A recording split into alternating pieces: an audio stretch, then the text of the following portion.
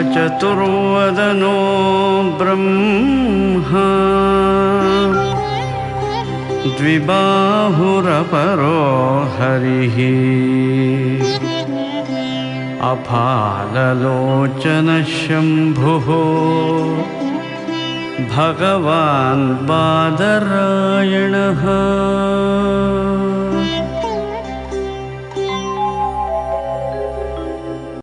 गुरुर्ब्रह्मा गुरुर्विष्णुः गुरुर्देवो महेश्वरः गुरुः साक्षात् परं ब्रह्म तस्मै श्री गुरवे नमः। अचतुर्वदनो ब्रह्मा द्विबाहुरपरो हरिः अफाललोचनः शम्भुः भगवान् बादरायणः। शङ्करं शङ्कराचार्यं केशवं बादरायणं सूत्रभाष्यकृतौ वन्दे भगवन्तौ पुनः पुनः। श्रुतिस्मृतिपुराणानाम् आलयं करुणालयं नमामि भगवत्पादं शङ्करं लोकशङ्करम्। भारती करुणापात्रं भारती पदभूषणं भारती पदमारूढं भारती तीर्थमाश्रये। विद्या विनय संपन्नं वीतरागं विवेकिनं वन्दे वेदांत तत्त्वज्ञं विधुशेखर भारतीं। वन्दे तं सच्चिदानन्दं यतिवर्यं महामतिं वेद वेदांत सारज्ञं सद्गुरुं प्रणतोऽस्म्यहम् श्रीगुरुं प्रणतोऽस्म्यहम्। सदाहं सम्प्रदायज्ञं संयमीन्द्रं सदाश्रयं सद्गुरुं सच्चिदानन्दं सदाचारं समाश्रये। सर्वात्मा सर्वदृग्योऽसौ सर्वाध्यासनिरासकृतिं सततं सन्निधत्तां मे हृदये परमशिवः। सूत्रभाष्य प्रणेतारौ वेदान्ताब्जप्रभाकरौ वन्दे परस्परात्मानौ बादरायण शङ्करौ। नमो नमः सद्गुरुपादुकाभ्याम्।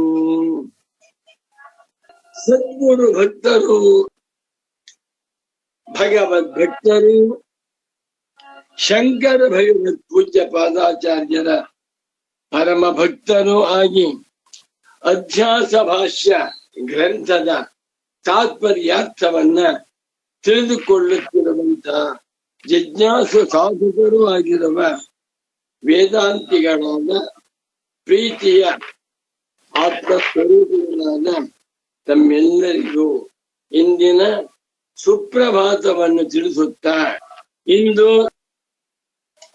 ಶ್ರೀಮತಿ ವಿಶ್ವಾವಸನಾಮ ಸಂವತ್ಸರದಲ್ಲಿ ದಕ್ಷಿಣ ಶರದೃತು ಕಾರ್ತಿಕ ಮಾಸ ಕೃಷ್ಣ ಪಕ್ಷ ದಶಮಿ ತಿಥಿ, ನಾಳೆ ಏಕಾದಶಿ.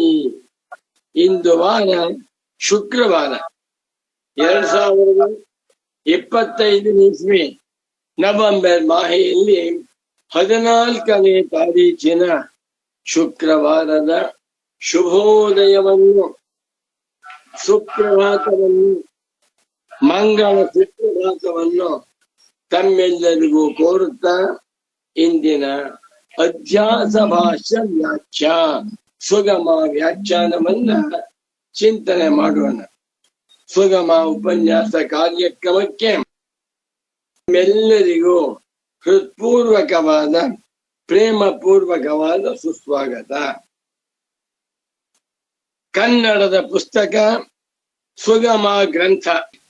ಇದರಲ್ಲಿ 144ನೇ ಪುಟದಲ್ಲಿ ಕೆಳಗಡೆಯಿಂದ 3ನೇ ವಾಕ್ಯವನ್ನ ನೋಡೋಣ. ತತಶ್ಚ ಅಪ್ರತ್ಯಕ್ಷಃ ಅರ್ಥಃ ವನ್ಯಾದಿಃ ಅನುಮೀಯತೆ ಅತಃ ಲಿಂಗದರ್ಶನ ಪೂರ್ವಕತ್ವಾತ್ ಅನುಮಾನ ವ್ಯವಹಾರಸ್ಯ ಇಂದ್ರಿಯ ವ್ಯಾಪಾರಾಪೇಕ್ಷಾ ಭವತಿ. ಸಾಯಿತು. ಎಲ್ಲ ಪ್ರಮಾಣಗಳಿಗೂ ಪ್ರತ್ಯಕ್ಷ ಪ್ರಮಾಣವೇ ಮೂಲಭೂತವಾಗಿದೆ. ಇದಕ್ಕೆ ಹೆಸರು ಪ್ರತ್ಯಕ್ಷಂ ಪ್ರಮಾಣಂ. ಸರ್ವೇಷಾಂ ಅನುಮಾನಾದೀನಾಂ ಪ್ರಮಾಣಾನಾಂ ಉಪಸೇವ್ಯಂ ಆಶ್ರಯಃ. ಪ್ರತ್ಯಕ್ಷದಲ್ಲಿ ಕಾಣುತ್ತಿರುವ ಧೂಮವೆಂಬ ಲಿಂಗವನ್ನ ನೋಡಿಕೊಂಡು ಅದರಿಂದ ಬೆಟ್ಟದಲ್ಲಿ ಬೆಂಕಿ ಇರಬೇಕು ಊಹೆ ಮಾಡುವುದು ಅನುಮಾನ. ಅನುಮಾನಂ ಅನು ಪ್ರತ್ಯಕ್ಷಂ ಅನುಮಾನಂ ಅನುಮಾನಂ. ಭಗವತ್ಪಾದ ಶಂಕರಾಚಾರ್ಯರು ಮಾತು ಹೇಳಿದ್ದಾರೆ. ನಹಿ ಇಂದ್ರಿಯಾಣ್ಯನುಪಾದಾಯ ಪ್ರತ್ಯಕ್ಷಾದಿ ವ್ಯವಹಾರ ಸಂಭವತಿ.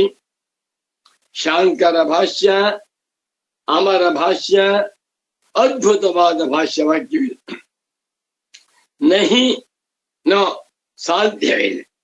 ಇಂದ್ರಿಯಾಣಿ ಅನುಪಾದಾಯ, ಇಂದ್ರಿಯಗಳನ್ನ ತೆಗೆದುಕೊಳ್ಳದೆ ಹೋದರೆ, ವಿದೌಟ್ ಯೂಸಿಂಗ್ ಇಂದ್ರಿಯಾಸ್, ಇಂದ್ರಿಯಗಳನ್ನ ಉಪಯೋಗಿಸದೆ ಹೋದರೆ ಪ್ರತ್ಯಕ್ಷಾದಿ ವ್ಯವಹಾರ, ಪ್ರತ್ಯಕ್ಷ ಆದಿ ವ್ಯವಹಾರ, ಪ್ರತ್ಯಕ್ಷವೇ ಮುಂತಾದ ವ್ಯವಹಾರವು ನಹಿ ಸಂಭವತಿ ಹೊಂದುವುದಿಲ್ಲ ಅಂದ್ರು. ಪ್ರತ್ಯಕ್ಷ ಅರ್ಥವಾಯ್ತು. ಆದಿ ಅಂದ್ರೇನು? ಪ್ರತ್ಯಕ್ಷ, ಅನುಮಾನ, ಉಪಮಾನ, ಶಬ್ದ, ಅರ್ಥಾಪತ್ತಿ, ಅನುಪಲಬ್ಧಿ, ಇತಿಹಾಸಾದಿಗಳ ಹೆಸರು ಆದಿ. ಅದನ್ನು ಪರಮ ಪೂಜ್ಯ ಸಚ್ಚಿದಾನಂದೇಂದ್ರ ಸರಸ್ವತಿ ಸ್ವಾಮಿಯವರು ವಿವರಿಸ್ತಾ ಇದ್ದಾರೆ. ಏವಮೇವ ಗೋ ಗವಯ ಸಮಾನ ಧರ್ಮಮರ್ಥಂ ಇಂದ್ರಿಯ ಸನ್ನಿಕರ್ಷ್ಯಾತಿ ಉಪಲಭ್ಯೈವ ಗವಯ ಪ್ರತಿಪತ್ತಿ ಇತ್ಯತಃ ಉಪಮಾನ ವ್ಯವಹಾರಸ್ಯಾಪಿ ತದಪೇಕ್ಷಾ ಭವತಿ ಪ್ರತ್ಯಕ್ಷಾಪೇಕ್ಷಾ ಭವತಿ ಇಂದ್ರಿಯ ವ್ಯಾಪಾರಾಪೇಕ್ಷಾ ಭವತಿ. ಎಷ್ಟು ಸುಂದರವಾಗಿ ವಿಶದವಾಗಿ ಪರಮ ಪೂಜ್ಯ ಸದ್ಗುರು ಪುಂಗವರಾದ ಶ್ರೀ ಶ್ರೀ ಸಚ್ಚಿದಾನಂದೇಂದ್ರ ಸರಸ್ವತಿ ಸ್ವಾಮಿಗಳು ವಿವರಿಸ್ತಾ ಇದ್ದಾರೆ. ಪ್ರತ್ಯಕ್ಷವಾಯಿತು, ಅನುಮಾನವೂ ಆಯ್ತು. ನೆಕ್ಸ್ಟ್ ಉಪಮಾನ. ಉಪಮಾನ ಪ್ರಮಾಣಕ್ಕೂ ಕೂಡ ಪ್ರತ್ಯಕ್ಷ ಪ್ರಮಾಣವೇ ಆಧಾರ. ಪ್ರತ್ಯಕ್ಷ ಪ್ರಮಾಣವನ್ನ ನೋಡಿಕೊಂಡು ಅದರಿಂದ ಉಪಮಾನ ಪ್ರಮಾಣವನ್ನು ಬಳಸುತ್ತಿದ್ದೇವೆ. ಹೇಗೆ? ಒಂದು ಒಳ್ಳೆ ಉದಾಹರಣೆ. ಏವಮೇವ, ಇದೇ ರೀತಿಯಲ್ಲಿ ಗೋ ಗವಯ. ಗೋ ಅಂದ್ರೆ ಎತ್ತು ಅಥವಾ ಹಸು. ಈ ಗೋ ಶಬ್ದ ಇದು ಗೌಹು ಗಾವೌ ಗಾವಃ ಓಕಾರ ಅಂತಹ ಪುಲ್ಲಿಂಗ ಗೋ ಶಬ್ದ, ಓಕಾರ ಅಂತ ಸ್ತ್ರೀಲಿಂಗ ಗೋ ಶಬ್ದ. ಗೌಹು ರೂಪವಾಗುತ್ತೆ. ಗೌಹು ಎನ್ನುವ ಮಾತಿಗೆ ಹಸು ಅಂತಲೂ ಅರ್ಥ, ಎತ್ತು ಅಂತಲೂ ಅರ್ಥ. ಇಲ್ಲಿ ಒಂದು ಗೌಹು ಹಸು, ಇನ್ನೊಂದು ಗವಯ ಗೋ ಸದೃಶಃ ಗೌಹು ಗವಯ, ಹಸುವಿನಂತೆ ಕಾಣುತ್ತಿರುವ ಪದಾರ್ಥ ಹಸುವಲ್ಲ, ಗೋ ಸದೃಶವಾಗಿರುವಂತಹದ್ದು. ಅದಕ್ಕೆ ಗವಯ ಅಂತ ಹೆಸರು. ಗೋ ಗವಯ ಸಮಾನ ಧರ್ಮಂ. ಹಸುವಿಗೂ ಹಸುವಿನಂತೆ ಕಾಣುತ್ತಿರುವ ಮತ್ತೊಂದು ಪ್ರಾಣಿಗೂ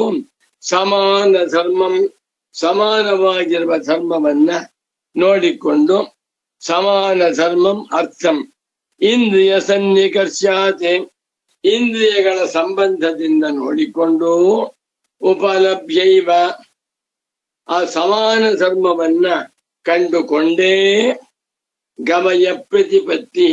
ಇದು ಗಮಯ ಅಂತ ಹೇಳ್ತೇನೆ.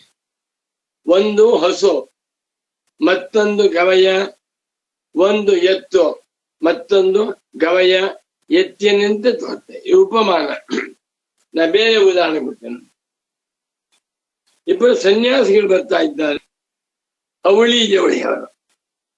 ಅವೊಬ್ಬರನ್ನು ನೋಡ್ಕೊಂಡು ಮತ್ತೊಬ್ಬರನ್ನ ಇವರಂತೆ ಅಂತ ಹೇಳ್ತೇನೆ. ಒಬ್ಬರು ಕಣ್ಣಿಗೆ ಕಾಣಿಸ್ತಾ ಇದ್ದಾರೆ, ಗೊತ್ತಿದ್ದಾರೆ. ಮತ್ತೊಬ್ಬರು ಕಣ್ಣಿಗೆ ಕಾಣಿಸುತ್ತಿದ್ದರು, ಯಾರು ಅಂತ ಗೊತ್ತಿಲ್ಲ. ಇವರನ್ನ ನೋಡಿಕೊಂಡು ಇವರಂತೆ ಇರುವುದರಿಂದ ಇವರು ಇಂಥವರು ಅಂತ ಊಹೆ ಮಾಡ್ತೇನೆ. ಅದಕ್ಕೆ ಹೆಸರು ಉಪಮಾನ. ಅವರಂತೆ ಇವರು ಎರಡು ಬೇರೆ ಬೇರೆ, ಆದರೆ ಸಮಾನ ಧರ್ಮವುಳ್ಳವಾಗಿರುವ ಎರಡು ವಸ್ತುಗಳನ್ನ ನೋಡಿದಾಗ ಅದರಂತೆ ಇದು ನಾವು ಹೇಳ್ತಾ ಇದ್ದೇವಲ್ಲ, ಇದಕ್ಕೆ ಹೆಸರಾಯಿತು ಉಪಮಾನ ಪ್ರಮಾಣ. ಪ್ರತ್ಯಕ್ಷ ಅನುಮಾನ ಉಪಮಾನ. ಉಪಮಾನ ಪ್ರಮಾಣದಲ್ಲಿಯೂ ಕೂಡ ಪ್ರತ್ಯಕ್ಷ ಪ್ರಮಾಣವನ್ನ ಇಟ್ಟುಕೊಂಡೇ ಮುಂದುವರಿಯಬೇಕು ಅಂತಾಯ್ತು. ಉಪಮಾನ ವ್ಯವಹಾರಸ್ಯಾಪಿ ಉಪಮಾನ ಪ್ರಮಾಣದ ವ್ಯವಹಾರದಲ್ಲಿಯೂ ತದಪೇಕ್ಷಾ ಭವತಿ ಪ್ರತ್ಯಕ್ಷ ಪ್ರಮಾಣ ಅಪೇಕ್ಷಾ ಭವತಿ. ಮೂರಾಯ್ತು. ಪ್ರತ್ಯಕ್ಷ ಅನುಮಾನ ಉಪಮಾನ ಮೂರರಲ್ಲಿಯೂ ಕೂಡ ಇಂದ್ರಿಯ ವ್ಯಾಪಾರ ಉಂಟು ಅಂತಾಯ್ತು. ಮುಂದಕ್ಕೆ ಹೋಗೋಣ. ಏವಮೇವ ತೇನ ವಿನಾ ಅನುಪಪದ್ಯಮಾನಸ್ಯ ಅರ್ಥಸ್ಯ ಪೀನತ್ವಸ್ಯ ದರ್ಶನಾತ್ ದಿವಾ ಭೋಜನರಹಿತಸ್ಯ ದೇವದತ್ತಸ್ಯ ರಾತ್ರಿ ಭೋಜನಂ ಪ್ರತಿಪದ್ಯತೆ ಇತಿ ಅರ್ಥಾಪತ್ತಿ ವ್ಯವಹಾರಸ್ಯಾಪಿ ತದಪೇಕ್ಷಾ ಇಂದ್ರಿಯಾಪೇಕ್ಷಾ ಪ್ರತ್ಯಕ್ಷ ಪ್ರಮಾಣಾಪೇಕ್ಷಾ. ನಾಲ್ಕನೇದು ಅರ್ಥಾಪತ್ತಿ ಪ್ರಮಾಣ. ಅರ್ಥಾತ್ ಆಪದ್ಯತೆ ಇತಿ ಅರ್ಥಾಪತ್ತಿ. It is implied. ಈಗ ಕಣ್ಣಿಗೆ ಕಾಣಿಸದೆ ಹೋದರೂ ಕಣ್ಣುಗಳಿಂದ ನೋಡಿ ಹೀಗಾಗಿರಬೇಕು ಎಂದು ಊಹೆ ಮಾಡುವುದಕ್ಕೆ ಅರ್ಥಾಪತ್ತಿ ಪ್ರಮಾಣ ಅಂತ ಹೆಸರು. ಎಷ್ಟು ಚೆನ್ನಾಗಿ ಬರೀತಾ ಇದ್ದಾರೆ ಪೂಜ್ಯ ಸದ್ಗುರು. ತಾರ್ಕಿಕರಲ್ಲಿಯೂ ಮೀಮಾಂಸಕರಲ್ಲಿಯೂ ಜಗಳ. ಎಷ್ಟು ಪ್ರಮಾಣಗಳು? 4 ಪ್ರಮಾಣ ಅಂತೊಬ್ರು, 5 ಪ್ರಮಾಣ ಅಂತೊಬ್ರು, 3 ಪ್ರಮಾಣ ಅಂತೊಬ್ರು, 2 ಪ್ರಮಾಣ, 1 ಪ್ರಮಾಣ ಅಂತ ಹೇಳ್ತಾರೆ. ಪುಟ್ಟ ಉದಾಹರಣೆ ಕೊಡ್ತೇನೆ. ಚಾರ್ವಾಕರಿಗೆ ಲೋಕಾಯತಿಗರಿಗೆ 1 ಪ್ರಮಾಣ ಪ್ರತ್ಯಕ್ಷ ಪ್ರಮಾಣ. ಅನುಮಾನ ಪ್ರಮಾಣ ಬೇಡ. ನಾವು ಪೂಜೆ ಯಾಕೆ ಮಾಡ್ಬೇಕು? ಒಳ್ಳೇದಾಗತ್ತೆ. ಯಾವಾಗ? ಸತ್ತ ಮೇಲೆ ಜನ್ಮಾಂತರವೇ ಇಲ್ಲ. ಈಗ ನಾನು ತಿಂಡಿ ತಿಂದೆ, ಹೊಟ್ಟೆ ತುಂಬ, ಅದು ನೈವೇದ್ಯ ಅಂತ ಮಾಡಿ ಪ್ರಸಾದ ರೂಪವಾಗಿ ಯಾಕೆ ತಗೊಳ್ಬೇಕು? ಬೇಕಾಗಿಲ್ಲ. ಗುರು ಸೇವೆ ಬೇಕಾಗಿಲ್ಲ, ವೇದಾಂತ ವಿಚಾರವೂ ಬೇಕಾಗಿಲ್ಲ. ಅದೆಲ್ಲವೂ ಕೂಡ ವ್ಯರ್ಥ. ನಮ್ಗೇನ್ ಬೇಕಿವಾಗ?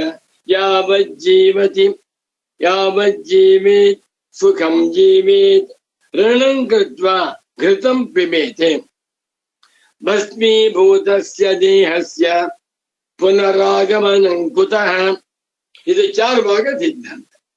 ಪ್ರತ್ಯಕ್ಷ 1 ಪ್ರಮಾಣ. ಊಟ ಮಾಡು, ಸಂಪಾದನೆ ಮಾಡು, ಒಳ್ಳೊಳ್ಳೆ ಬಟ್ಟೆ ಹಾಕುವ, ಮಜಾ ಮಾಡು, ನಿದ್ದೆ ಮಾಡು, ಕಂತೆ ಬಿಸಾಕು. ಸಾಯುವುದೇ ಮೋಕ್ಷ, ಜನ್ಮಾಂತರವಿಲ್ಲ, ವೇದ ಪ್ರಾಮಾಣ್ಯವೆಲ್ಲ ಸುಳ್ಳು, ಪ್ರತ್ಯಕ್ಷ 1 ಸತ್ಯ ಅಂತ ಅವ್ರು ಹೇಳ್ತಾರೆ. ಸಾಂಖ್ಯರು ಹೇಳ್ತಾರೆ ಪ್ರತ್ಯಕ್ಷ ಪ್ರಮಾಣದ ಜೊತೆಯಲ್ಲಿ ಮತ್ತೊಂದು ಪ್ರಮಾಣ ಉಂಟು, ಅನುಮಾನ ಪ್ರಮಾಣ. ಪ್ರತ್ಯಕ್ಷ 1 ಸಾಲದು, ತತ್ವ ನಿರ್ಣಯ ಮಾಡಬೇಕಾದರೆ ನಮಗೆ ಅನುಮಾನ ಪ್ರಮಾಣವೂ ಬೇಕು. ಸಾಂಖ್ಯರು ಆನುಮಾನಿಕರು. ಅನುಮಾನವನ್ನ ಪ್ರಧಾನ ಪ್ರಮಾಣವನ್ನಾಗಿ ಒಪ್ಪಿರುವವರು. ಅವರು ಈ ಪ್ರಪಂಚವೆಲ್ಲಕ್ಕೂ ಕೂಡ ಪ್ರಧಾನವೇ ಕಾರಣ ಅಂತಾರೆ. ಅನುಮಾನ ಮಾಡ್ತಾರೆ. ಅನುಮಾನ ಅಂತ ಸಂಶಯವಲ್ಲ.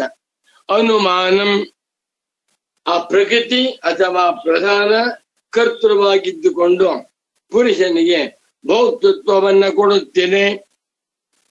ಏನ್ ಪ್ರಮಾಣ? ಅನುಮಾನವೇ ಪ್ರಮಾಣ. ಆ ಪ್ರಧಾನವು ತನ್ನನ್ನ ಪಂಚಭೂತಗಳನ್ನಾಗಿಯೂ ತನ್ನನ್ನೇ ಎಲ್ಲ ಅಚೇತನ ವಸ್ತುಗಳನ್ನಾಗಿಯೂ ಪರಿಣಾಮ ಮಾಡಿಕೊಳ್ತಾ ಇದೆ.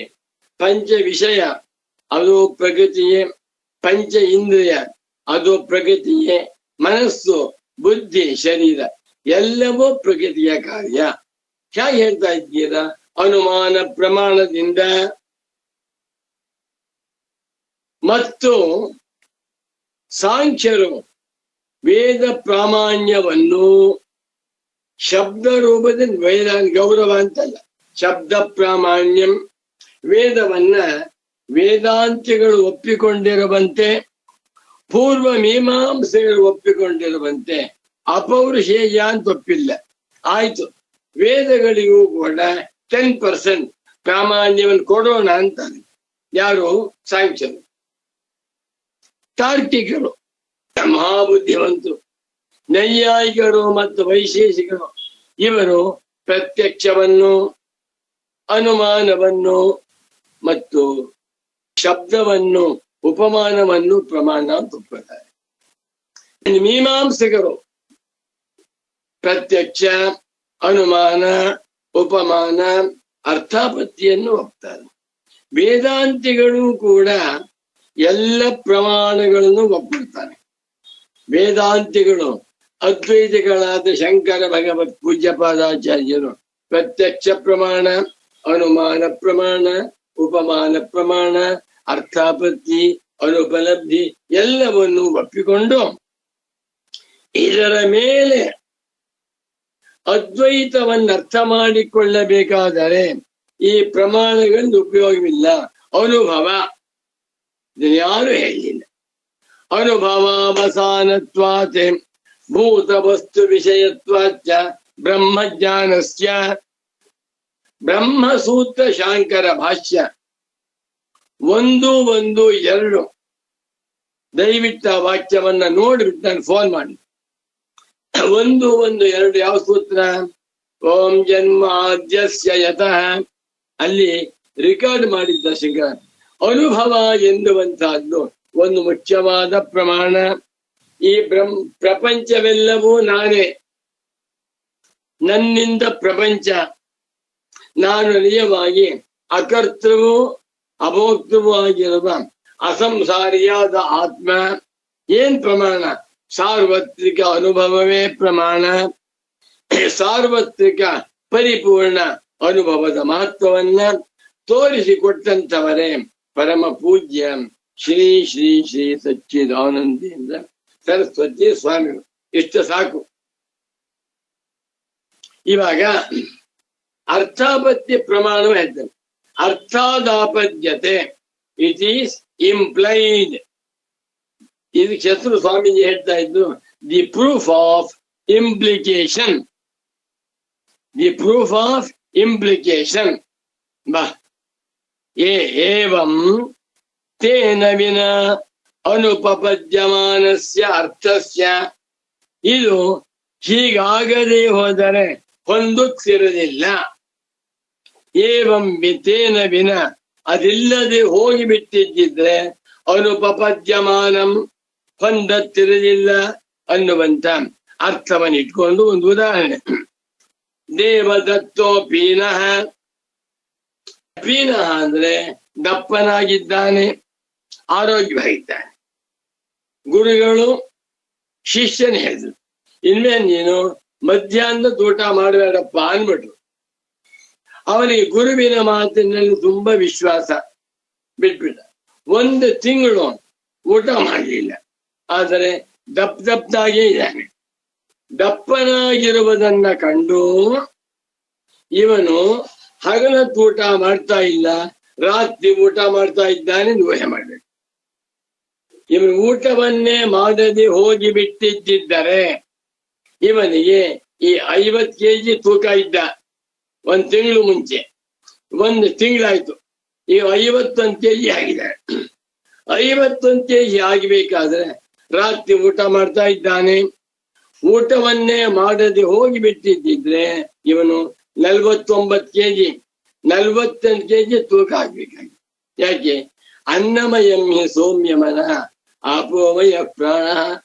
ಈ ಶರೀರವು ಅನ್ನದಿಂದ ಬದುಕಿದೆ. ಪುಟಾಣಿ ಮಕ್ಕಳಿಗೆ ಊಟ ಮಾಡಿಸ್ತಾ ಇರ್ಬೇಕು. ಊಟ ಮಾಡದೆ ಹೋದ್ರೆ ಆರೋಗ್ಯ, ಊಟ ಬೇಡ ಅಂತಾರೆ, ಬೇಡ ಅಂದ್ರೂ ಊಟ ಮಾಡಿ. 8 ತಿಂಗಳಾದ ಮೇಲೆ ಆ ಮಕ್ಕಳಿಗೆ ಅನ್ನ ರಸ ಬೇರೆ.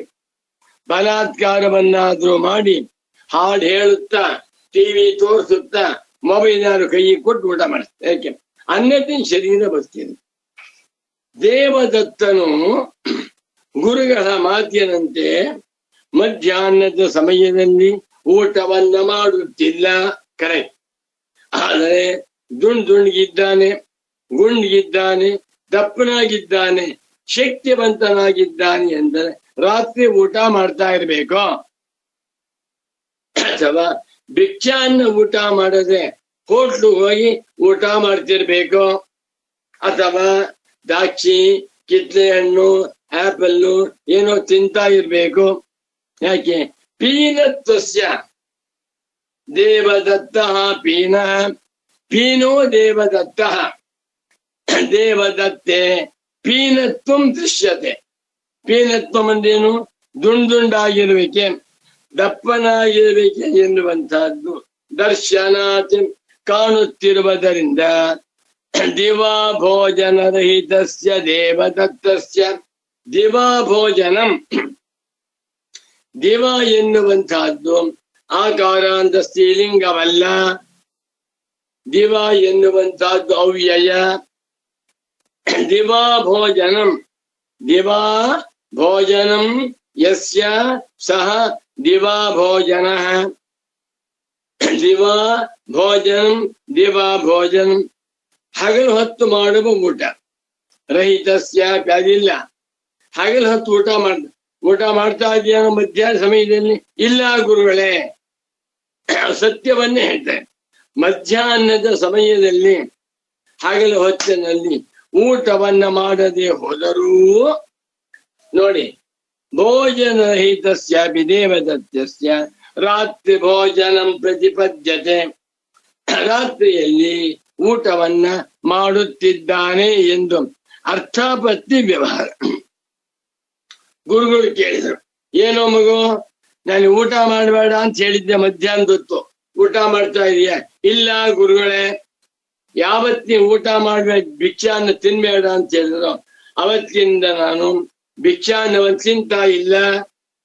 ಮತ್ತೆ ದಪ್ತಪ್ನೆ ಇದೆಯಲ್ಲಪ್ಪ, 51 kg ಆಗಿದೆಯಲ್ಲ ಅಂತೆ. ಗುರುಗಳೇ, ರಾತ್ರಿ ಊಟ ಮಾಡ್ತಾ ಇದ್ದೇನೆ. ಯಾಕೋ? ನೀವು ಹೇಳಿದ್ದೇನು? ಭಿಕ್ಷಾನ್ನವನ್ನು ತಿನ್ಬೇಡ. ಭಿಕ್ಷಾನ್ನ ತಿಂತಾ ಇಲ್ಲ. ರಾತ್ರಿ ನಾನೇ ಅಡಿಗೆ ಮಾಡ್ಕೊಂಡು ಊಟ ಮಾಡ್ತಾ ಇದ್ದೇನೆ, ಊಹೆ ಮಾಡಿ. ಏನ್ ಸ್ವಾರಸ್ಯ? ಅರ್ಥಾಪತ್ತಿ ಪ್ರಮಾಣದಲ್ಲಿ ನಾವು ಊಹೆ ಮಾಡಿ ಅವನು ಹೀಗಿದ್ದಾನೆ ಅಂತ ಹೇಳುವಂತಹದ್ದು. ಯಾಕೆ? ಅರ್ಥಾದಾಪದ್ಯತೆ. ಅವನನ್ನ ನೋಡಿದಾಗ ಮುಖದಲ್ಲಿ ಗೆಲುವು, ಕಣ್ಣಿನಲ್ಲಿ ತೇಜಸ್ಸು, ಶರೀರದಲ್ಲಿ ದಾಸ್ಯ ಎಲ್ಲವೂ ಇರುವುದನ್ನು ನೋಡಿದಾಗ ಹಗಲತ್ತು ಊಟ ಮಾಡದೆ ಹೋದರೂ ರಾತ್ರಿ ಊಟ ಮಾಡುತ್ತಿದ್ದಾನೆ ಅಂತ ಅರ್ಥಾದಾಪದ್ಯತೆ. ಇದಕ್ಕೆ ಹೆಸರಾಯಿತು ಅರ್ಥಾಪತ್ತಿ ಪ್ರಮಾಣ. ಎಷ್ಟು ಜನ ಬರ್ತಾರೆ ಅರ್ಥಾಪತ್ತಿ ಪ್ರಮಾಣ. ತೇನ ವಿನ ರಾತ್ರಿ ಊಟ ಮಾಡದೆ ಇದ್ದಿದ್ದರೆ ಅನುಪಪದ್ಯಮಾನಸ್ಯ ಅವನ ಆರೋಗ್ಯವಂತನಾಗಿ ಇರಬಾರದಾಗಿತ್ತು, ಹೊಂದುತ್ತಿರಲಿಲ್ಲ ಎನ್ನುವಂತ ಅರ್ಥ. ಯಾವುದು? ಪೀನತ್ವಸ್ಯ ದಪ್ಪನಾಗಿರ್ಬೇಕೆ ಎನ್ನುವಂತಹದ್ದು ಹೊಂದುತ್ತಿರಲಿಲ್ಲವಾದ್ದರಿಂದ ಆ ದಪ್ಪನಾಗಿರುವಿಕೆ ಪ್ರತ್ಯಕ್ಷ ಪ್ರಮಾಣ ಕಾಣುತ್ತಿರುವುದರಿಂದ ದಿವಾಭೋಜನ ರಹಿತಸ್ಯ ಹಗಲು ಹೊತ್ತು ಊಟ ಮಾಡದೇ ಇರುವಂತಹ ದೇವದತ್ತನಿಗೆ ರಾತ್ರಿ ಸಮಯದಲ್ಲಿ ಊಟ ಮಾಡುತ್ತಾನೆ ಎಂದು ಹೊಂದುತ್ತೆ. ಇತಿ ಅರ್ಥಾಪತ್ತಿ ವ್ಯವಹಾರ. ಇದಕ್ಕೆದುರು ಅರ್ಥಾಪತ್ತಿ ಪ್ರಮಾಣ. ಇದಕ್ಕೂ ಕೂಡ ಅರ್ಥಾಪತ್ತಿ ವ್ಯವಹಾರಸ್ಯಾಪಿ ತದಪೇಕ್ಷ ಇಂದ್ರಿಯಾಪೇಕ್ಷ ಇಂದ್ರಿಯ ಅವನ್ ದಪ್ಪನಾಗಿರುವುದನ್ನ ನಾನು ನೋಡ್ತಾ ಇದ್ದೇನೆ ಪ್ರತ್ಯಕ್ಷ ಪ್ರಮಾಣದಿಂದ. ದಪ್ಪನಾಗಿರುವುದನ್ನ ನೋಡಿ ಗುರುವಿನ ಅಪ್ಪಣೆಯಂತೆ ಆಜ್ಞೆಯಂತೆ ಇವನು ಹಗಲು ಹೊತ್ತು ಊಟ ಮಾಡದೆ ಹೋದರೂ ರಾತ್ರಿ ಊಟ ಮಾಡುತ್ತಿರಬೇಕು ಎಂದು ಊಹೆ ಮಾಡುವುದಕ್ಕೆದುರು ಅರ್ಥಾಪತ್ತಿ ಪ್ರಮಾಣ. ಇಲ್ಲೂ ಕೂಡ ತದಪೇಕ್ಷ ಇಂದ್ರಿಯಾಪೇಕ್ಷ. ಭಗವತ್ಪಾದ ಶಂಕರಾಚಾರ್ಯರವರು ನಹಿ ಇಂದ್ರಿಯಾಣ್ಯನುಪಾದಾಯ ಪ್ರತ್ಯಕ್ಷ ಆದಿ ವ್ಯವಹಾರ ಸಂಭವತಿ. ಪ್ರತ್ಯಕ್ಷವೇ ಮುಂತಾದ ವ್ಯವಹಾರವಾಗುವಂತಿಲ್ಲ ಅಂದ್ಬಿಟ್ರು. ಪರಮ ಪೂಜ್ಯ ಸಚ್ಚಿದಾನಂದೇಂದ್ರ ಸರಸ್ವತಿ ಸ್ವಾಮೀಜಿಯವರು ಪ್ರತ್ಯಕ್ಷ ಆದಿ ಶಬ್ದದಿಂದ ಅನುಮಾನಂ ಪ್ರಮಾಣಂ, ಅರ್ಥಾಪತ್ಯ ಪ್ರಮಾಣಂ, ಉಪಮಾನಂ ಪ್ರಮಾಣಂ ಅನ್ನುವುದನ್ನ ತುಂಬಾ ಸುಂದರವಾಗಿ ತೋರಿಸ್ತಾ ಇದ್ದಾರೆ. ಏವಂ ಇದೇ ರೀತಿಯಲ್ಲಿ ಅನುಪಲಬ್ಧಿ ಪ್ರಮಾಣ ಕಾಣಿಸಬಾರದಾಗಿದ್ದು ಕಾಣಿಸುತ್ತಿದೆ. ಏವಮೇವ ಭೂತಲೆ ಘಟೋ ನ ಇತಿ ಅನುಪಲಬ್ಧಿ ವ್ಯವಹಾರಸ್ಯಾಪಿ ಭೂತಲ ರೂಪ ಅಧಿಕರಣ ಪ್ರತ್ಯಕ್ಷ ಪೂರ್ವಕತ್ವಾತಿ ಅಸ್ತಿ ತದಪೇಕ್ಷ ಇಂದ್ರಿಯಾಪೇಕ್ಷ ಪ್ರತ್ಯಕ್ಷಾಪೇಕ್ಷ. ಮತ್ತೊಂದು ಇದೆಲ್ಲ ತಾರ್ಕಿಕರು ಕೊಡುವಂತಹ ಉದಾಹರಣೆ ಬಹಳ ಚೆನ್ನಾಗಿ. ಭೂತಲೆ ಭೂಮಿಯ ಮೇಲೆ ಘಟೋ ನಾಸ್ತಿ, ಗಡಿಗೆ ಇಲ್ಲ ಅಂದ. ಒಬ್ಬನ ಮನೆ ಹೋದ, ಅಲ್ಲಿ ದೊಡ್ಡ ಹಾಲಿನಲ್ಲಿ ಎಲ್ಲ ನೋಡ್ಕೊಂಬಂದ. ಹತ್ರ ಸಭಾಂಗಣೆ ಘಟೋ ನಾಸ್ತಿ, ಈ ಸಭಾಂಗಣದಲ್ಲಿ ಪ್ರವಚನ ಮಂದಿರದಲ್ಲಿ ಮಡಿಕೆ ಇಲ್ಲ ಅಂದ. ಮಡಿಕೆ ಇಲ್ಲ ಅಂತ ಹೇಳುವುದಕ್ಕೆ ಹೆಸರು ಅನುಪಲಬ್ಧಿ ಪ್ರಮಾಣ. ಉಪಲಬ್ಧಿ ಕಾಣುತ್ತಿದೆ, ಅನುಪಲಬ್ಧಿ ಕಾಣುತ್ತಿಲ್ಲ. ಕಾಣುತ್ತಿಲ್ಲ ಎನ್ನುವ ಪ್ರಮಾಣಕ್ಕೂ ಕೂಡ ಕಣ್ಣುಗಳಿಂದ ಭೂಮಿಯನ್ನ ನೋಡ್ತಾ ಇದ್ದಾನೆ, ಭೂತಲವನ್ನ ಕಣ್ಣಿಂದ ನೋಡಿಬಿಟ್ಟು ಘಟ ಇಲ್ಲ ಅಂತ ಹೇಳ್ತಾ ಇದ್ದಾನೆ. ಭೂತಲೆ ಘಟೋನ, ಈ ಭೂಮಿಯ ಮೇಲೆ ಈ ಜಾಗದಲ್ಲಿ ಗಡಿಗೆ ಇಲ್ಲ ಅಂತ ಹೇಳುವಾಗ ಅನುಪಲಬ್ಧಿ ಗಡಿಗೆ ಕಾಣಿಸ್ತಾ ಇಲ್ಲ. ಈ ಉದಾಹರಣೆ ಕೊಂಡು ಬೇಕಾದಷ್ಟು ಉದಾಹರಣೆ. ಒಂದು ದೊಡ್ಡ ಮಾಲಿದೆ, 1 ಕಿಲೋಮೀಟರ್ ಉದ್ದ, 1 ಕಿಲೋಮೀಟರ್ ಅಲ್ಲ. ಇದೆಲ್ಲ ಸುತ್ತಾಡ್ಕೊಂಡು ಬರ್ಬೇಕಾದ್ರೆ 10 ದಿವಸ ಬೇಕು. 10 ದಿವಸ ಇದೆಲ್ಲ ಸುತ್ತಾಡ್ಕೊಂಡು ಬಂದ. ಹೇಳ್ತಾನೆ, ಅಸ್ಮಿನ್ ವಿಶಾಲೆ ಆಪಣೆ ಗಜೋ ನಾಸ್ತಿ. ಈ ದೊಡ್ಡದಾಗಿರುವಂತ ಮಾಲ್ ಅಂಗಡಿಯಲ್ಲಿ ಆನೆ ಇಲ್ಲ ಅಂದ. ಇಲ್ಲ, ಅವರು ಆ ಮಾಲನ್ನು ಕಾಣ್ತಾ ಇದ್ದಾನೆ, ಆನೆ ಕಾಣಿಸ್ತಾ ಇಲ್ಲ. ಆ ಮಾಲಿನಲ್ಲಿ ಆನೆ ಇಲ್ಲ ಎನ್ನಬೇಕಾದರೆ ಆ ದೊಡ್ಡ ಅಂಗಡಿಯನ್ನ ನೋಡ್ತಾ ಇದ್ದಾನಲ್ವೇ, ಯಾತರಿಂದ ಪ್ರತ್ಯಕ್ಷ ಪ್ರಮಾಣದಿಂದ. ಭೂತಲೆ ನೆಲದ ಮೇಲೆ ಘಟಃ ನಾಸ್ತಿ, ಗಡಿಗೆ ಇಲ್ಲ ಎಂದು ಅನುಪಲಬ್ಧಿ ಗಡಿಗೆ ಕಾಣಿಸುತ್ತಿಲ್ಲ ಎನ್ನುವಂತ ವ್ಯವಹಾರವೂ ಕೂಡ ಭೂತಲ ರೂಪ ಅಧಿಕರಣ ಪ್ರತ್ಯಕ್ಷ ಪೂರ್ವಕತ್ವಾದಿ. ಭೂಮಿ ಎನ್ನುವ ರೂಪವಾಗಿರುವ ಅಧಿಕರಣವು ಪ್ರತ್ಯಕ್ಷ ಪ್ರಮಾಣ ಪೂರ್ವಕವಾಗಿದೆ.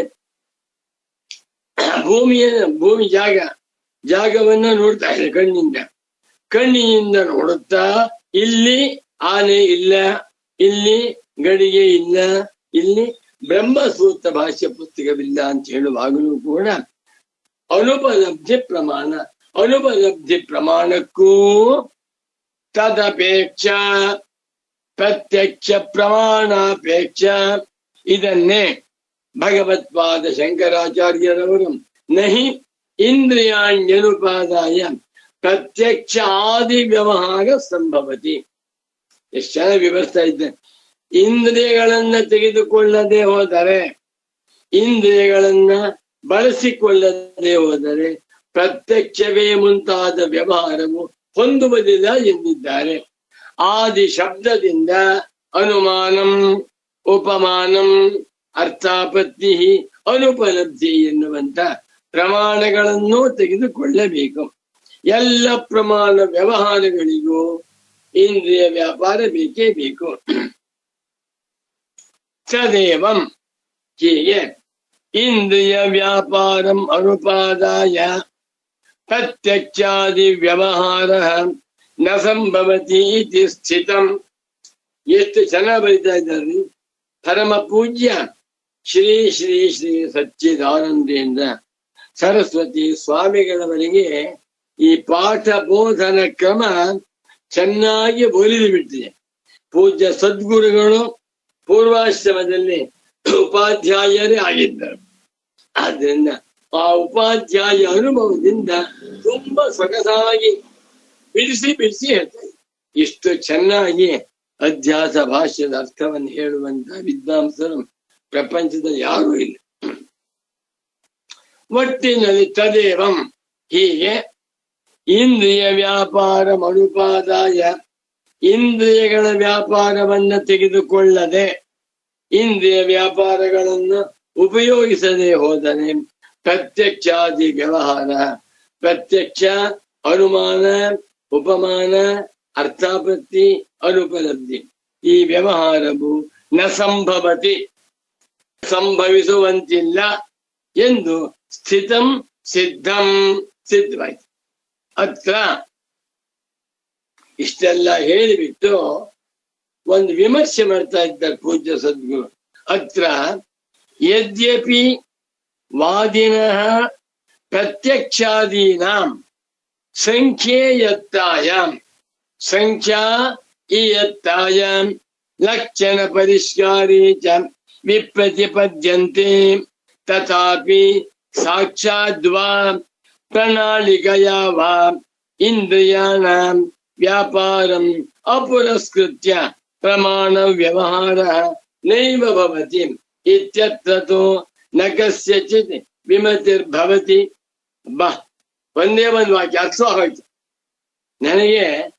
ಸದ್ಗುರುಗಳ ಕೃಪಾನುಗ್ರಹದಿಂದ ಎಷ್ಟು ಉದ್ದನೆ ವಾಕ್ಯವಿರಲಿ, ಅದು ಪ್ರಾರಂಭ ಮಾಡಿದ ಕೂಡಲೇ ಕೊನೆಯವರೆಗೂ ಅರ್ಥವಾಗ್ಬಿಡುತ್ತೆ. ಮತ್ತೊಮ್ಮೆ ಓದ್ತೆ ನೋಡ್ಕೊಳ್ಳಿ, ಬಹಳ ಜೋರ. ಅತ್ರ ಈ ವಿಷಯದಲ್ಲಿ ಯದ್ಯಪಿ ವಾದಿನಃ ಪ್ರಥಮ ಬಹುವಚನ ವದಿತುಂ ಶೀಲಂ ಯೇಷಾಂ ತೇ ವಾದಿನಃ, ವಾದಿನ್ ಶಬ್ದ, ವದಿತುಂ ಶೀಲಂ ಯಸ್ಯ ಸಹ ವಾದಿ, ವಾದಿ ವಾದಿನೌ ವಾದಿನಃ, ನಕಾರಾಂತ ಪುಲ್ಲಿಂಗಃ ವಾದಿನ್ ಶಬ್ದಃ. ಈ ವಿಷಯದಲ್ಲಿ ಯದ್ಯಪಿ ವಾದಿಗಳಲ್ಲಿ ಪರಸ್ಪರ ಭಿನ್ನಾಭಿಪ್ರಾಯವಿದ್ದರೂ, ಯಾವ ವಿಷಯದಲ್ಲಿ? ಪ್ರತ್ಯಕ್ಷಾದೀನಾಂ ಪ್ರಮಾಣಾನಾಂ ಸಂಖ್ಯಾ ಇಯತ್ತಾ ವಿಷಯೇ. ಎಷ್ಟು ಪ್ರಮಾಣಗಳು?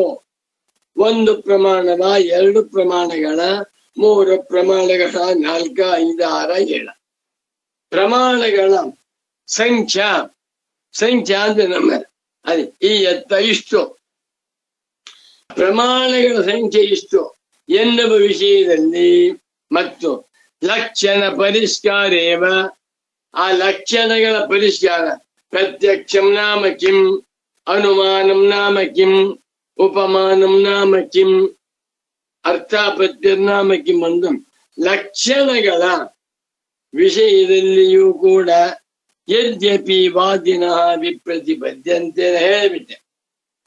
ಚಾರ್ವಾಕರಿಗೆ ಒಂದೇ ಪ್ರಮಾಣ, ಸಾಂಖ್ಯರಿಗೆ ಪ್ರತ್ಯಕ್ಷ ಮತ್ತು ಅನುಮಾನ, ತಾರ್ಕಿಕರಿಗೆ ಪ್ರತ್ಯಕ್ಷ ಅನುಮಾನ ಮತ್ತು ಶಬ್ದ, ಪೂರ್ವ ಮೀಮಾಂಸಕರಿಗೆ ಶಬ್ದವೇ ಪ್ರಧಾನವಾದ ಪ್ರಮಾಣ, ಇತಿಹಾಸ ಐತಿಹಾಸಿಕರಿಗೆ ಇತಿಹಾಸವೂ ಪ್ರಮಾಣ, ವೇದಾಂತಗಳಿಗೆ ಅನುಭವ ಪ್ರಮಾಣ.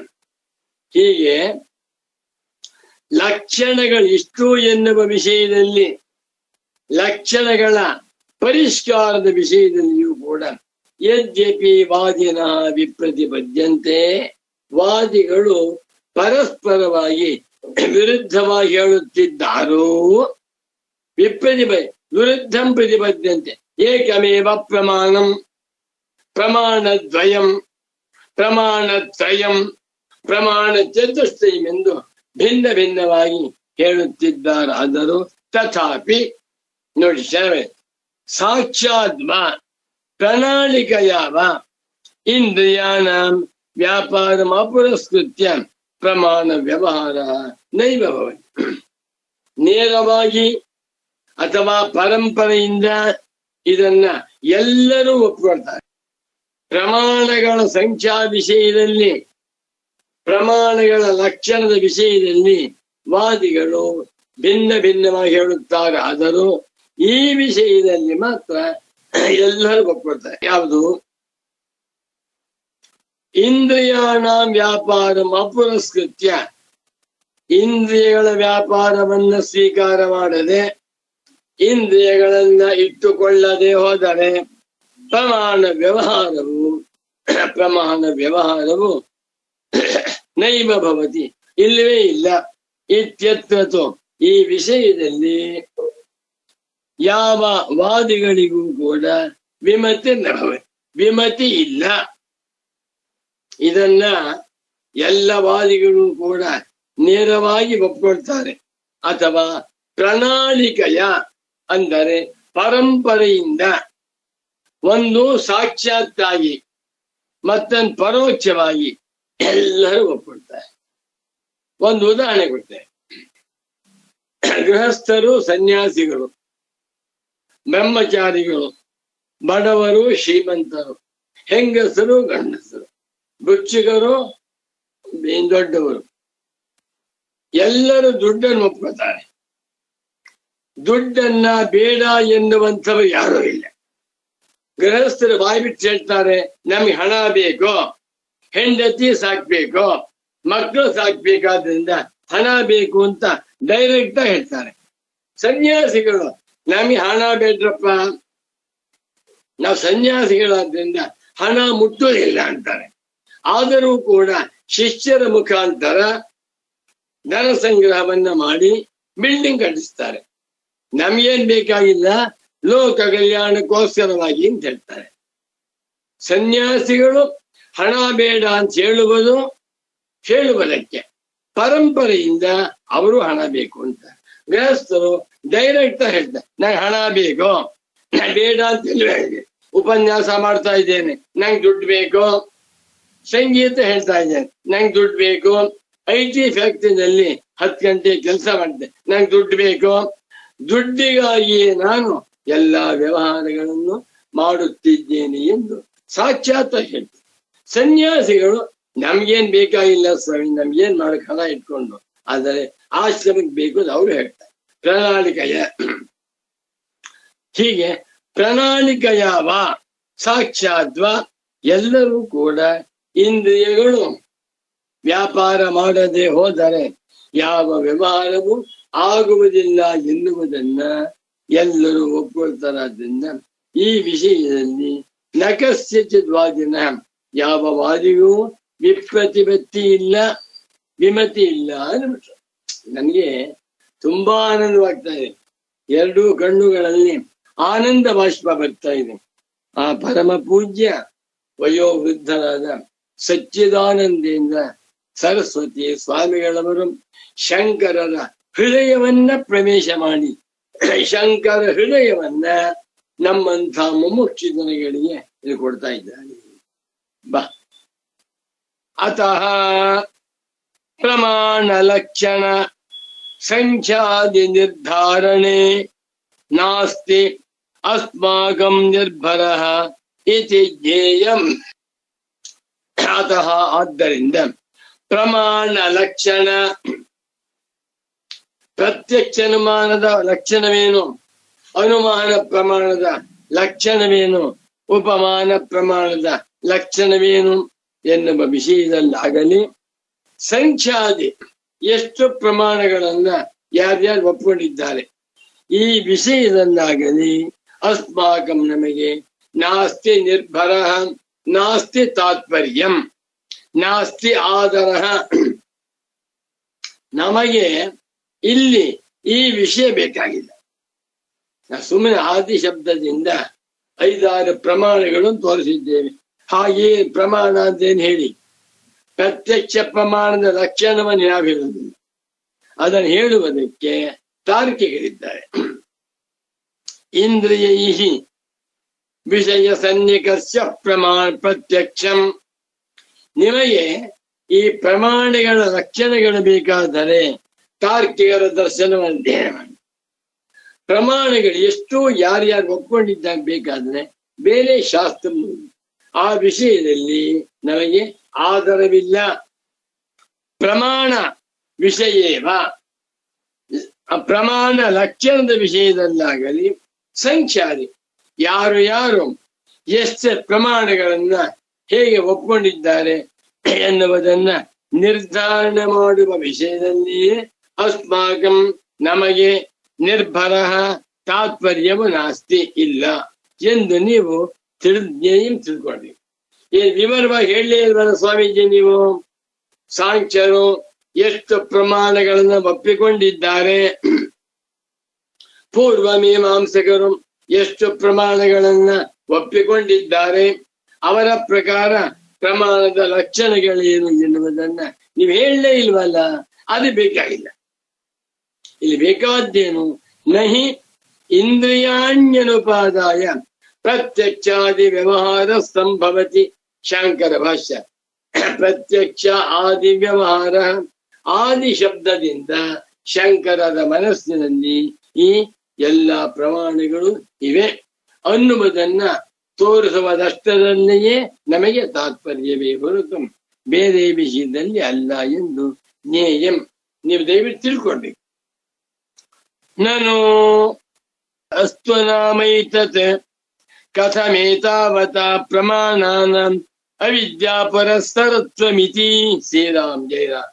ನಾನು ಸ್ವಾಮಿ ಅಸ್ತ್ವನಾಮ ಆಗ್ಲಿ, ಮೇತ್ಪಿಸೋ ಅಸ್ತ್ವನಾಮೈತತ್ ಇದು ಹೀಗೆ ಆಗಲಿ, ಪ್ರತ್ಯಕ್ಷವೇ ಮುಂತಾದದ್ದು ಎನ್ನುವಾಗ ಪ್ರತ್ಯಕ್ಷ, ಅನುಮಾನ, ಉಪಮಾನ, ಅರ್ಥಾಪತ್ತಿ, ಅನುಪಲಬ್ಧಿ ಆಗ್ಲಿ, ಎಲ್ಲವೂ ಆಗಲಿ, ಮತ್ತು ಎಲ್ಲ ಪ್ರಮಾಣಗಳು ಕೂಡ ಪ್ರತ್ಯಕ್ಷ ಪ್ರಮಾಣವನ್ನ ಇಟ್ಟುಕೊಂಡೇ ಹೊರಟವೆ ಅಂತಲೂ ಆಗಲಿ, ಅಸ್ತ್ವನಾಮೈತಂದ್ರೆ ಆಗಲಿ, ಹೇಳಿದ್ದೆಲ್ಲ ಸರ್ವಕೊಂಡಿದೆ.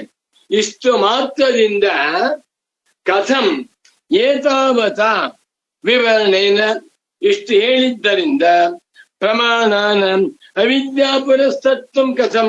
ಅಬ್ಬಬ್ಬಬ್ಬ, ಎಲ್ಲ ಪ್ರಮಾಣಗಳು ಕೂಡ ಅವಿದ್ಯಾ ಪರಸ್ಪರವಾಗಿವೆ ಎನ್ನುವಂತಹದ್ದು ಹೇಗೆ ಸಿದ್ಧವಾಯ್ತು? ಅದು ಮುಂದೆ ಹೇಳ್ತೀವಿ ಅಂತ ಇದ್ದಾರೆ. ಸದ್ಯದಲ್ಲಿ ಪ್ರಮಾಣಗಳು ಅಂದ್ರೇನು ಅವರ ವಿವರಣೆ ಕೊಟ್ರು. ಪೂರ್ವ ಪಕ್ಷಿ ಕೇಳ್ತಾ ಇದ್ದಾನೆ, ಈ ವಿವರಣೆಯಿಂದ ಅವಿದ್ಯಾ ಪುರಸ್ಸರತ್ವ ಸಿದ್ಧವಾಗ್ತಾ ಇಲ್ವಲ್ಲ. ಅಬ್ಬಾ, ಕಥಂ ಏತಾವತ ವ್ಯಾಖ್ಯಾನೇನ, ಏತಾವತ ವಿವರಣೆನ ಪ್ರಮಾಣಾನ ಎಲ್ಲ ಪ್ರಮಾಣಗಳು ಕೂಡ ಅವಿದ್ಯಾ ಪುರಸ್ಸರವಾಗಿವೆ, ಅವಿದ್ಯಾಂ ಪುರಸ್ಕೃತ್ಯ ಪ್ರವರ್ತಂತೆ ಎನ್ನುವಂತಹದ್ದು ಹೇಗೆ ಸಿದ್ಧವಾಯಿತು? ಅದನ್ನು ಹೇಳಲೇ ಇಲ್ವಲ್ಲ. ಅಂದರೆ ತತ್ರ ಉಚ್ಯತೆ, ಆ ವಿಷಯದಲ್ಲಿ ಈಗ ನಾವು ಹೇಳುತ್ತಿದ್ದೇವೆ. ಮುಂದಿನ ವಾಕ್ಯ, ನಚ ಅಧಿಷ್ಠಾನ ಮಂತರೇಣ ಇಂದ್ರಿಯಾಣ ವ್ಯವಹಾರ ಸಂಭವತಿ. ಶಾಂಕರ ಭಾಷ್ಯ. ಪರಮ ಪೂಜ್ಯ ಕಾರುಣ್ಯ ಸಿಂಧುಗಳಾದ ಶ್ರೀ ಶ್ರೀ ಶ್ರೀ ಸಚ್ಚಿದಾನಂದೇಂದ್ರ ಸರಸ್ವತಿ ಸ್ವಾಮೀಜಿಯವರು ಸುಗಮ ವ್ಯಾಖ್ಯಾನವನ್ನು ಬರೆಯುವಂತ ಓಘದಲ್ಲಿ ಆ ಪ್ರವಾಹದ ಮಧ್ಯೆ ಶಾಂಕರ ಭಾಷ್ಯ ವಾಕ್ಯವನ್ನ ಆಂಟಿಕಲ್ ಹಾಕಿದ್ದಾರೆ. ಇದು ಇಂಗ್ಲಿಷಿನಲ್ಲಿ ಆಂಟಿಕ್ ಅಂತ ಹೆಸರು. ಆಂಟಿಕ್ ಅಂದ್ರೇನು? ದಪ್ಪ ಅಕ್ಷರದಲ್ಲಿ ಹಾಕಿದ್ದಾರೆ. ಹೌದಾ? ನೋಡಿ, ಕನ್ನಡ ಗ್ರಂಥವನ್ನ ನೋಡಿ, 146ನೇ ಪುಟ ಅಲ್ಲಿ ಸುಗಮ ವ್ಯಾಖ್ಯಾನ ಓದಕ್ಕೂ ಬರಿತಾ ಇದ್ದಾರೆ. ಮಧ್ಯೆ ಮಧ್ಯೆ ಆಂಟಿಕ್ ನಲ್ಲಿ ಹಾಕ್ತಾ ಇದ್ದಾರೆ. ಯಾಕೆ? ನಿಮಗೆ ಗೊತ್ತಾಗ್ಲಿ, ಇದು ಶಾಂಕರ ಭಾಷ್ಯ ವಾಕ್ಯ, ಇದು ನನ್ನ ವಿವರಣೆ ಎನ್ನುವುದನ್ನು ತೋರಿಸುವುದಕ್ಕಾಗಿ ಆಂಟಿಕ್ ಹಾಕಿದ್ದಾರೆ. ಮತ್ತಿನ್ನೊಂದೇನು ಅಂದ್ರೆ, ಶಂಕರ ಭಗವತ್ ಪೂಜ್ಯ ಪಾದಾಚಾರ್ಯರ ವಾಕ್ಯಕ್ಕೆ ಹೆಚ್ಚಿನ ಮಹತ್ವವನ್ನು ಕೊಡಬೇಕು. ಅದರ ಮೇಲೆ ನಾನು ಬರೆದಿರುವಂತ ವ್ಯಾಖ್ಯಾನ ಗೊತ್ತಾಗಬೇಕು ಅನ್ನೋಕ್ಕೋಸ್ಕರವಾಗಿ ಆಂಟಿಕಲ್ ಹಾಗೆ. ನಚ ಅಧಿಷ್ಠಾನ ಮಂತರೇನ, ಅಧಿಷ್ಠಾನವಿಲ್ಲದೆ ಹೋದರೆ ಇಂದ್ರಿಯಾನ ವ್ಯವಹಾರ ಸಂಭವತಿ, ಇಂದ್ರಿಯಗಳ ವ್ಯವಹಾರವಿಲ್ಲ. ಶಾಂಕರ ಭಾಷ್ಯ ಮೊದಲನೇ ವಾಕ್ಯ, ನಹಿ ಇಂದ್ರಿಯಾಣ್ಯನುಪಾದಾಯ ಪ್ರತ್ಯಕ್ಷಾದಿ ವ್ಯವಹಾರ ಸಂಭವತಿ, ಇಂದ್ರಿಯಗಳನ್ನ ತೆಗೆದುಕೊಳ್ಳದೆ ಹೋದರೆ ಪ್ರತ್ಯಕ್ಷ, ಅನುಮಾನ, ಉಪಮಾನ, ಅರ್ಥಾಪತ್ಯನುಪಲಬ್ಧಿ ಈ ಪ್ರಮಾಣ ವ್ಯವಹಾರ ಹೊಂದುವುದಿಲ್ಲ ಅಂದ್ರು. ಮುಂದೆ ಹೇಳ್ತಾ ಇದ್ದಾರೆ, ನಚ ಮತ್ತು ಅಧಿಷ್ಠಾನ ಮಂತರೇನ, ಅಧಿಷ್ಠಾನವಿಲ್ಲದೆ ಹೋದರೆ, ಆಶ್ರಯವಿಲ್ಲದೆ ಹೋದರೆ ಇಂದ್ರಿಯಾನ ವ್ಯವಹಾರ ನ ಸಂಭವತಿ, ಇಂದ್ರಿಯಗಳ ವ್ಯವಹಾರವಿಲ್ಲ.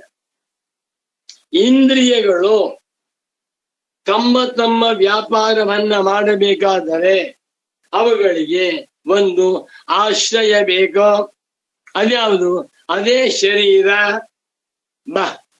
ಶರೀರವಿಲ್ಲದೆ ಹೋದರೆ ಕಣ್ಣು, ಕಿವಿ, ಮೂಗು ಮುಂತಾಗಿರುವ ಯಾವ ಇಂದ್ರಿಯಗಳು ವ್ಯಾಪಾರ ಮಾಡಿ. ಇಂದ್ರಿಯಗಳು ಬದುಕಿರ್ಬೇಕಾದ್ರೆ ಒಂದು ಆಶ್ರಯ ಬೇಕು. ಅದ್ಯಾವುದು? ಶರೀರ. ಅದನ್ನು ವಿವರಿಸ್ತಾ ಇದ್ದಾರೆ. ನಹಿ ಶರೀರ ರೂಪಮಾಶ್ರಯಂ ವಿನ ಪ್ರತ್ಯಕ್ಷಾದಿ ವ್ಯವಹಾರಾಪೇಕ್ಷಿತಾನಾಂ ಇಂದ್ರಿಯಾಣಾಂ ವ್ಯಾಪಾರ ಸಂಭವತಿ. ಎಷ್ಟು ಚೆನ್ನಾಗಿ ವಿವರಿಸ್ತಾ ಇದ್ದಾರೆ. ಯಾರು ಹೇಳ್ತಾರೆ? ಯಾರು? ನನಗೆ ಗೊತ್ತಿರುವಂತೆ ಅಧ್ಯಾಸ ಭಾಷ್ಯಕ್ಕೆ ಇಷ್ಟು ಸುಂದರವಾಗಿ ವಿವರವಾದ ಸ್ಪಷ್ಟವಾದ ವ್ಯಾಖ್ಯಾನವನ್ನ ಯಾರು ಮಾಡಿಲ್ಲ, ಮಾಡಲು ಸಾಧ್ಯವಿಲ್ಲ, ಗೊತ್ತಿಲ್ಲ ಅವನಿಗೆ. ಅಧಿಷ್ಠಾನವೆಂದರೇನು? ಮನೆ. ಅಧಿಷ್ಠಾನ ಅಂದ್ರೇನು? ಆಶ್ರಯ, ವಾಸಸ್ಥಾನ. ಈ ಬೆಂಗಳೂರಿನಲ್ಲಿ 1.25 ಕೋಟಿ ಜನ ಇದ್ದಾರೆ. 1.25 ಕೋಟಿ ಜನಗಳಿಗೂ ಮನೆ ಇದೆ. ಸ್ವಂತ ಮನೆ ಅಂತ ಆಗ್ಬೇಕಾದ್ದಿಲ್ಲ, ವಾಸದ ಮನೆ ಅಂತ ಆಗ್ಬೇಕಾದ್ದಿಲ್ಲ. ಕೆಲವರು ಟ್ರೈನ್ ನಲ್ಲೇ ಮಲಿಕೊಂಡ್ಬಿಡ್ತಾರೆ, ಟ್ರೈನೇ ಮನೆ ಅವರಿಗೆ. ಕೆಲವರು ಬಸ್ ಸ್ಟಾಂಡ್ ಅಲ್ಲೇ ಮಲಿಕೊಂಡ್ಬಿಡ್ತಾರೆ, ಬಸ್ ಸ್ಟಾಂಡೇ ಮನೆ. ಕೆಲವರು ರಸ್ತೆ ಮಗ್ಗಲಲ್ಲೇ ಮಲಿಕೊಂಡ್ಬಿಡ್ತಾರೆ, ಅದೇ ಮನೆ. ಒಟ್ಟಿನಲ್ಲಿ ಪ್ರತಿಯೊಬ್ಬ ಮನುಷ್ಯನಿಗೂ ನಿದ್ರೆ ಮಾಡುವುದಕ್ಕೆ ಒಂದು ಜಾಗ ಬೇಕಾ? ನಿದ್ರೆ ಮಾಡಿ ಜಾಗವೇ. ಆಕಾಶದಲ್ಲಿ ಯಾರು ಮಲಗುವಂತಿಲ್ಲ, ಸಮುದ್ರದ ಮೇಲೆ ಯಾರು ಮಲಗುವಂತಿಲ್ಲ. ಎಲ್ಲ ಮಾನವರು ನೆಲದ ಮೇಲೆ ಮಲ್ಕೋಬೇಕಲ್ವೇ? ದೊಡ್ಡ ಶ್ರೀಮಂತರಿಗೆ ಅರಮನೆ ಇರಬಹುದು, ಸಾಮಾನ್ಯ ಮನುಷ್ಯರಿಗೆ ಮನೆ ಇರಬಹುದು, ಬಡವರಿಗೆ ಗುಡಿಸಲಿರಬಹುದು, ಭಿಕ್ಷುಕರಿಗೆ ಬಸ್ ಸ್ಟ್ಯಾಂಡ್ ಇರಬಹುದು. ಒಟ್ಟು ಮಲ್ಕೊಂಡು ಜಾಗ ಬೇಕಾ? ಅದೇ ರೀತಿಯಲ್ಲಿ ಇಂದ್ರಿಯಗಳಿಗೆ ತಮ್ಮ ತಮ್ಮ ವ್ಯಾಪಾರಗಳನ್ನ ಮಾಡಬೇಕಾದರೆ ಒಂದು ಅಧಿಷ್ಠಾನ ಬೇಕು. ಯಾವುದು? ಶರೀರ. ಶರೀರ ಇದ್ದಾಗುವುದಿಲ್ಲ. ಶರೀರವನ್ನ ನಾನು ಎಂದು ಮಾಡಿಕೊಳ್ಳದೆ ಹೋದರೆ ಯಾವ ವ್ಯವಹಾರವೂ ಆಗುವಂತಿಲ್ಲ ಎನ್ನುವ ಶಾಂಕರ ಭಾಷ್ಯವನ್ನ ಪರಮ ಪೂಜ್ಯ ಶ್ರೀ ಶ್ರೀ ಶ್ರೀ ಸಚ್ಚಿದಾನಂದೇಂದ್ರ ಸರಸ್ವತಿ ಸ್ವಾಮೀಜಿಯವರು ವಿವರಿಸಿ ಹೇಳ್ತಾ ಇದ್ದಾರೆ. ತುಂಬಾ ಚೆನ್ನಾಗಿ. ನನಗೆ ಸುಗಮ ಗ್ರಂಥ ಅತ್ಯಂತ ಪ್ರಿಯವಾದ ಗ್ರಂಥ. ಗ್ರಂಥವನ್ನೇ ಕುರಿತು ಉಪನ್ಯಾಸವನ್ನ ಮಾಡಿಸುತ್ತಿದ್ದಾರೆ ಪರಮ ಪೂಜ್ಯ ಸದ್ಗುರು ಪುಂಗವರಾದ ಶ್ರೀ ಶ್ರೀ ಶ್ರೀ ಸಚ್ಚಿದಾನಂದೇಂದ್ರ ಸರಸ್ವತಿ ಸ್ವಾಮಿಗಳವರು.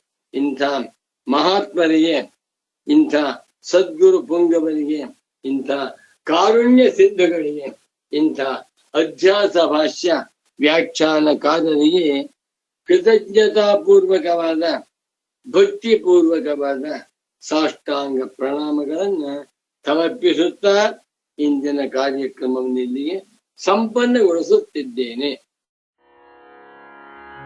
ಬಿಡು ಬಿಡು ಜಗದ ಸಡಗರವ. ಈ ಜಗತ್ತು ತೋರುವುದೇ ಬೇರೆ, ಇರುವುದೇ ಬೇರೆ. ತೋರಿದಾಕ್ಷಣ ಸತ್ಯವಲ್ಲ ಎನ್ನುತ್ತಾರೆ ಭಗವತ್ಪಾದ ಶಂಕರರು. ಯದ್ರೂಪೇಣ ಯನ್ನಿಶ್ಚಿತಂ ವಸ್ತು ತದ್ರೂಪಂ ನವ್ಯಭಿಚರತಿ ತತ್ ಸತ್ಯಂ ಎಂದಿದ್ದಾರೆ ಶಂಕರರು ತಮ್ಮ ತೈತ್ತರೀಯ ಉಪನಿಷತ್ ಭಾಷ್ಯದಲ್ಲಿ. ಅಂದರೆ ಯಾವ ವಸ್ತು, ಅಂದರೆ ಯಾವ ಆತ್ಮ ಯಾವ ಕಾಲಕ್ಕೂ ಯಾವ ಕಾರಣಕ್ಕೂ ತನ್ನ ಸ್ವರೂಪದಿಂದ ಬದಲಾಗುವುದಿಲ್ಲವೋ ಅದು ಸತ್ಯ, ಅದೇ ತಾನು. ಇನ್ನು ಸಂಸಾರವೆಂದರೆ ಕೇವಲ ತಂದೆ ತಾಯಿ ಹೆಂಡತಿ ಮಕ್ಕಳು ಅಜ್ಜ ಅಜ್ಜಿ ಇಷ್ಟೇ ಅಲ್ಲ. ಇವರುಗಳು ಈ ಜನ್ಮಕ್ಕೆ ಸಂಬಂಧಪಟ್ಟವರಷ್ಟೇ ಎನ್ನುತ್ತಾರೆ ಶ್ರೀಗಳು. ಸಂಸಾರವೆಂದರೆ ಪುನರಪಿ ಜನನಂ ಪುನರಪಿ ಮರಣಂ. ಈ ಚಕ್ರದಿಂದ ಬಿಡಿಸುವವನೇ ಬ್ರಹ್ಮವಿದ್ಯಾಚಾರ್ಯನಾದ ಸದ್ಗುರು. ಹಾಗೆಯೇ ಈ ಜೀವನದಲ್ಲಿ ಸಂಪಾದಿಸಿದ ಹೊಲ ಮನೆ ಹಣ ಅಧಿಕಾರ ಸಡಗರ ಎಲ್ಲವೂ ಈ ಎಚ್ಚರಕ್ಕೇ ಸೀಮಿತವಾದದ್ದೇ. ಹೆಚ್ಚೆಂದರೆ ಈ ಶರೀರ ಇರುವವರೆಗೆ ಅಷ್ಟೇ. ಕೇವಲ ಇಷ್ಟರಿಂದ ಶಾಂತಿ ಸಿಗುವುದಿಲ್ಲ. ನಂತರ ಹಾಗಾದರೆ ಪರಿಹಾರ? ಶಂಕರಾಚಾರ್ಯರ ಉಪನಿಷತ್ತುಗಳ ವಾಕ್ಯಗಳನ್ನು ಶ್ರವಣ ಮನನ ನಿಧಿಧ್ಯಾಸನಗಳ ಮೂಲಕ ಸದ್ಗುರುವಿನಿಂದ ತನ್ನ ನಿಜಸ್ವರೂಪ, ಅಂದರೆ ಅಜರ ಅಮರ ಅಮೃತ, ಮುಪ್ಪಿಲ್ಲದ ಮರಣವಿಲ್ಲದ ಪರಿಪೂರ್ಣವಾದದ್ದು ಎಂದು ಅನುಭವದಲ್ಲಿ ಅರಿಯುವುದು. ಈಗ ಕೇಳೋಣ, ಬಿಡು ಬಿಡು ಜಗದ ಸಡಗರವ.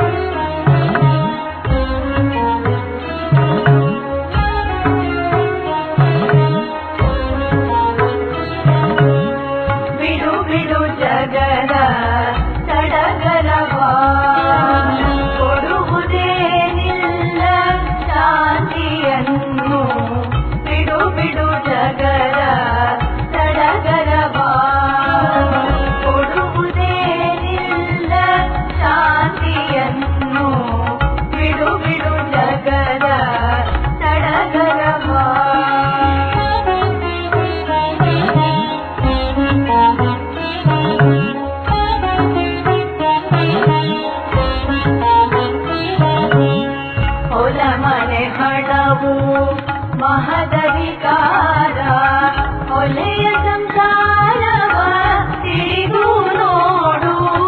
ಹೊಲ ಮನೆ ಹಣವು ಮಹದಧಿಕಾರ ಹೊಲೆಯ ಸಂಸಾರವ ತಿಳಿದು ನೋಡು.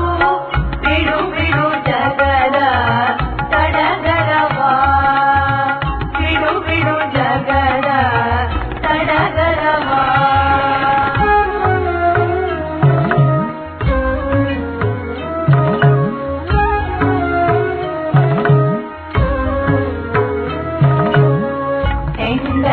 ಮಕ್ಕಳು ಮಾವನು ಅಳಿಯ ಖಂಡದ ಗೆಳೆಯರು ಅಲ್ಲವೇನು. ಹೆಂಡತಿ ಮಕ್ಕಳು ಮಾವನು ಅಳಿಯ ಖಂಡದ ಗೆಳೆಯರು ಅಲ್ಲವೇನು. ಬಿಡು ಬಿಡು ಜಗದ ಸಡಗರವ, ಬಿಡು ಬಿಡು ಜಗದ ಸಡಗರವ.